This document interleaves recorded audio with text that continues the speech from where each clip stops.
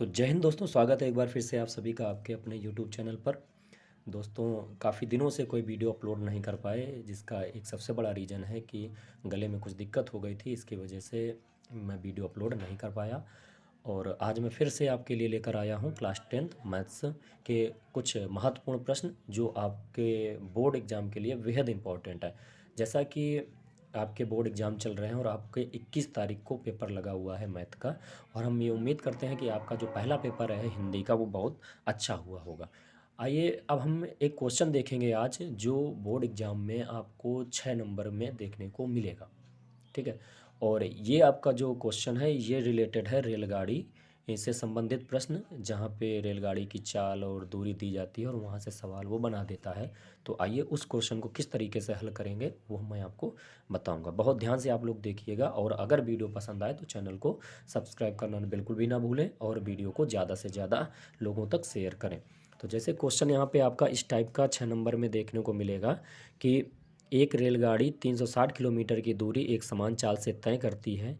यदि उसकी चाल 5 किलोमीटर प्रति घंटा अधिक होती तो वह उसी यात्रा में 1 घंटा कम समय लेती। तो रेलगाड़ी की चाल ज्ञात कीजिए। 6 नंबर का क्वेश्चन है। इस बार भी इस तरह के क्वेश्चन आपको ज़रूर देखने को मिलेंगे। तो आइए देखते हैं कि इस तरह के क्वेश्चन को किस तरीके से सॉल्व करते हैं। तो यहाँ पे आपका क्वेश्चन लिखा हुआ है, ये 6 नंबर का क्वेश्चन है और क्लास 10th का है और बेहद इंपॉर्टेंट है बोर्ड एग्जाम 2023 के लिए। तो जैसे क्वेश्चन दिया है कि एक रेलगाड़ी 360 किलोमीटर की दूरी एक समान चाल से तय करती है। यदि उसकी चाल 5 किलोमीटर प्रति घंटा अधिक होती तो वह उसी यात्रा में 1 घंटा कम समय लेती। तो रेलगाड़ी की चाल ज्ञात कीजिए। तो इस टाइप के जो सवाल होते हैं उसमें काफ़ी स्टूडेंट को दिक्कत ये आती है कि हम इसमें एज्यूम क्या करें, क्या चीज़ को माने। तो जहाँ पे आप देखेंगे कि क्वेश्चन में जो भी पूछा जाए वही हम मान लेते हैं। जैसे यहाँ लिखा है कि रेलगाड़ी की चाल ज्ञात कीजिए, तो आप इसी को मान लीजिए कि माना, क्या मानेंगे यहाँ पे, यहाँ मानेंगे कि माना रेलगाड़ी की चाल, माना रेलगाड़ी की चाल हम मान लेंगे x किलोमीटर प्रति घंटा।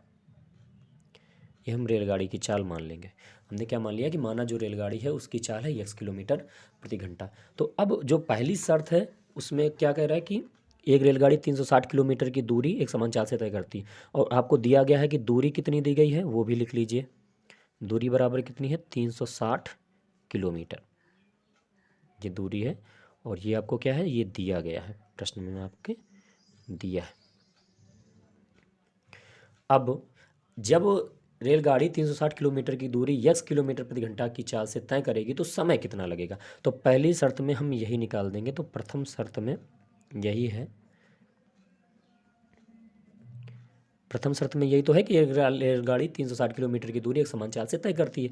चाल हमें मालूम नहीं थी तो हमने चाल को मान लिया x किलोमीटर प्रति घंटा। तो यहाँ लिखेंगे कि 360 किलोमीटर की दूरी, 360 किलोमीटर की दूरी तय करने में लगा समय, यही तो निकालेंगे पहले, समय कितना लगा। तो हमें मालूम है समय बराबर होता है दूरी बटे चाल। दूरी कितनी दी गई है 360, और चाल हमारी कितनी है x। तो 360 बटे x घंटा हमें क्या लगा, समय लगा। तो हमने पहला समय निकाल लिया जब हमारी दूरी 360 है और चाल गाड़ी की कितनी है, रेलगाड़ी की x किलोमीटर प्रति घंटा। तो ये हो गया।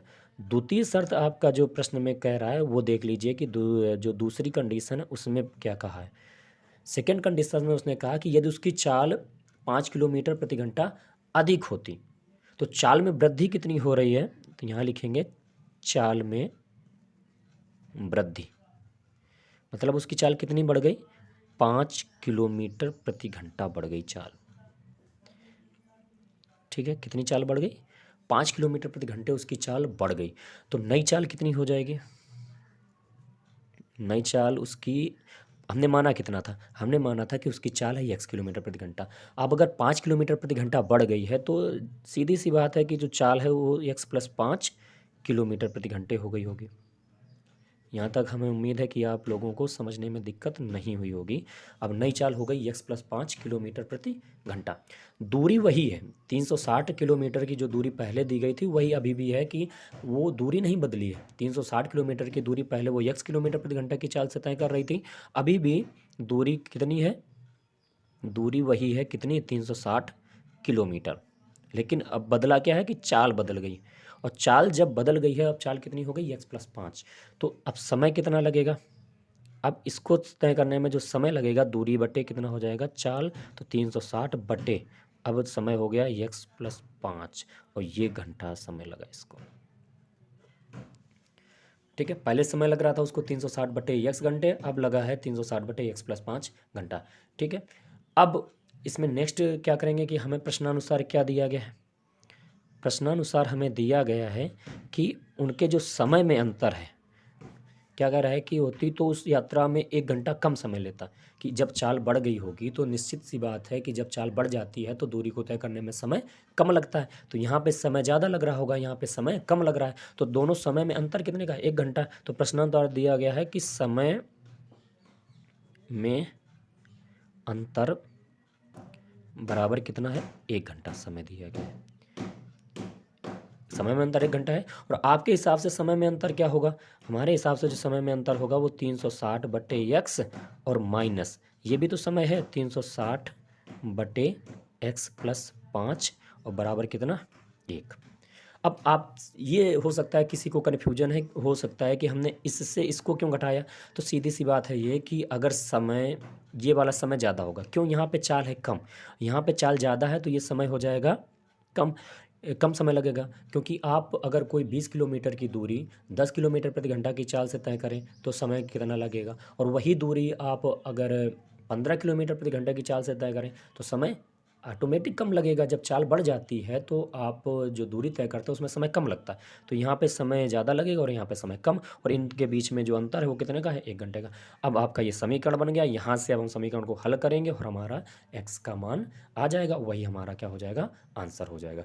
तो यहाँ पे आप इसको हल करने से पहले आप क्या करो कि 360 को कॉमन निकाल दो, तो 360 जब कॉमन हो जाएगा, यहाँ बचेगा 1/x माइनस 1/x+5, और ये बराबर हो जाएगा किसके, 1 के बराबर हो जाएगा। ठीक है, यहाँ तक किसी को कोई दिक्कत नहीं हुई होगी, एकदम से ईजी है। अब यहाँ पे क्या करेंगे, यहाँ पे आप इसमें कर लेते हैं, एक नए पेज ले लेते हैं, तो यहाँ पे समझने में आसानी रहेगी। तो हम यहाँ पे इक्वेशन को दोबारा से लिख लेते हैं। इक्वेशन हमारा क्या बना है कि 360 ब्रैकेट 1/x और माइनस 1/x+5 और बराबर कितने के, 1 के। यही तो देखिए बना है, 360 1/x माइनस 1/x+5 बराबर 1। तो इसको सॉल्व करते हैं, तो 360 को हम यहीं पे बना रहने देते हैं। ठीक है, इसके अंदर हम क्या करेंगे, एलसीएम ले लेंगे, कितना, x और x+5 एलसीएम ले लिया, तो x से x कटेगा, ऊपर पहुंच जाएगा x+5, और x+5 से x+5 कटेगा माइनस x, और बराबर कितना हो जाएगा, 1 हो जाएगा। x से x कटेगा, 5 का मल्टीप्लाई जब करेंगे तो 5 शून्य का 0 और 5 छः का 30, 5 15 3 18, और बटे में जब ये आएगा तो ये हो जाएगा x² और प्लस का 5x, और बराबर कितना हो जाएगा, 1। इसके नीचे 1 मानेंगे, क्रॉस मल्टीप्लाई कराएंगे तो x² प्लस का 5x, और ये बराबर कितना हो जाएगा, 1800 के। इसको इधर ले आएंगे तो x² प्लस का हो जाएगा कितना, 5x माइनस का 1800 और बराबर हो जाएगा 0। 1800 का ऐसे फैक्टर करेंगे कि घटाने पे कितना हो जाए, 5 आ जाए। तो ये फैक्टर होते हैं 45 और 40, तो यहाँ से 45x माइनस जब 40x करेंगे तो हमारा कितना बचेगा, 5x, और माइनस का कितना हो जाएगा, 1800 और बराबर कितना हो जाएगा, 0। कॉमन निकाल देंगे दोनों से, तो यहाँ से x कॉमन है तो x प्लस कितना हो जाएगा, 45, और यहाँ से माइनस का 40 कॉमन निकालेंगे तो हो जाएगा x प्लस बचेगा 45, और बराबर कितना, 0। यहाँ से हो गया आपका x प्लस 45, और दूसरे ब्रैकेट में बचेगा x माइनस 40, और इक्वल टू कितना हो गया, 0। यहाँ तक आपको समझ में आ गया होगा। अब क्या करेंगे, एक बार x प्लस 45 बराबर 0, x प्लस 45 बराबर कितना हो जाएगा, 0। तो यहाँ से x बराबर कितना आ जाएगा, माइनस का 45, और एक बार हम लेंगे क्या, सेकेंड टाइम हम लेंगे x माइनस का 40 इक्वल टू 0। तो x बराबर कितना आ जाएगा 40। माइनस है, दूरी माइनस में ली नहीं जाती, तो यहाँ क्या लिख दो, संभव नहीं, क्योंकि दूरी कभी भी माइनस में नहीं आती। तो हमारा आंसर कितना आ गया, x बराबर 40, और चाल है तो किलोमीटर प्रति घंटा। यही तो पूछा था कि रेलगाड़ी की चाल क्या होगी, और हमने मानी कितनी थी, x किलोमीटर प्रति घंटा। तो आंसर कितना आ गया, x बराबर 40 किलोमीटर प्रति घंटा। तो ये सवाल का आपने हल देखा, ठीक है। अगर आपको एक बार में समझ में ना आए तो वीडियो को एक दो बार और प्ले करके देख लीजिए, जिससे आपको 100% समझ में आएगा। बिल्कुल ईजी सवाल है, ज़्यादा इसमें कुछ वैसा नहीं है कि समझने लायक ना हो। और उम्मीद करते हैं कि आपको सवाल समझ में आया होगा। और ये है कि 6 नंबर में क्वेश्चन आपको ये मिलेगा देखने के लिए। कितने में मिलेगा, 6 नंबर का क्वेश्चन है। तो आप लोग इसको एक दो बार लगाइए, और मिलते हैं फिर से एक वीडियो में नए क्वेश्चन के साथ। तब तक के लिए जय हिंद, जय भारत। और आप सभी लोगों को महाशिवरात्रि पर्व की भी हार्दिक शुभकामनाएं। Thank you.